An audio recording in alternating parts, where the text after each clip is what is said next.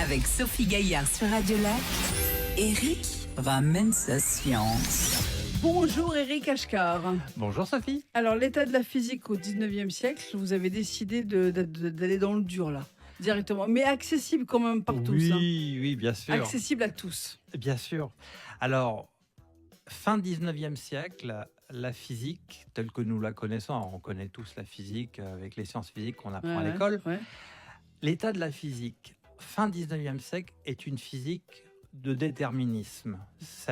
L'héritage vient de Newton. Ouais. Alors, je vais donner un exemple simple. On va sur une route à 100 km/h Ouais. et avec l'équation de la distance est égale à la vitesse fois le temps, on peut déterminer notre position à l'avance. C'est-à-dire que dans 30 minutes, on sait qu'on a fait 50 km. Dans 15 minutes, on a fait 25. Donc, avec une équation, on peut prévoir le futur. D'accord. Ça, c'est le monde hérité de Newton. Et 3 branches de la physique sont bien établies fin 19e. C'est la mécanique, donc newtonienne, la connaissance des ondes électromagnétiques dont on a déjà parlé par Maxwell, et la thermodynamique. Mais il arrive un moment où il y a des certitudes, en se disant, ça y est, nous avons tout expliqué dans les sciences de la nature.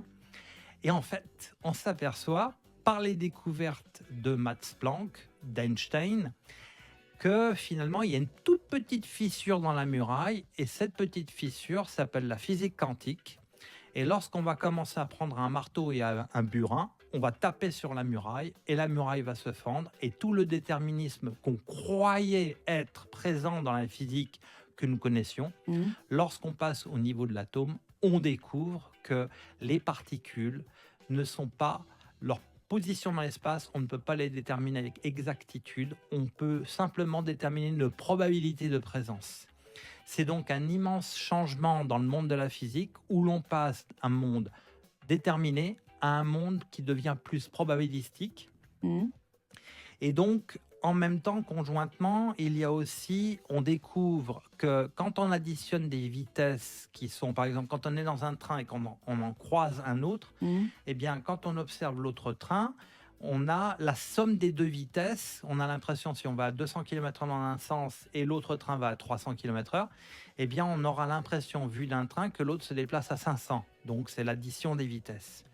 Et si ces vitesses s'approchent de la vitesse de la lumière, eh bien, lorsqu'on additionne ces vitesses, la somme ne peut pas dépasser la vitesse de la lumière. Et c'est là qu'Einstein arrive avec la relativité plus tard.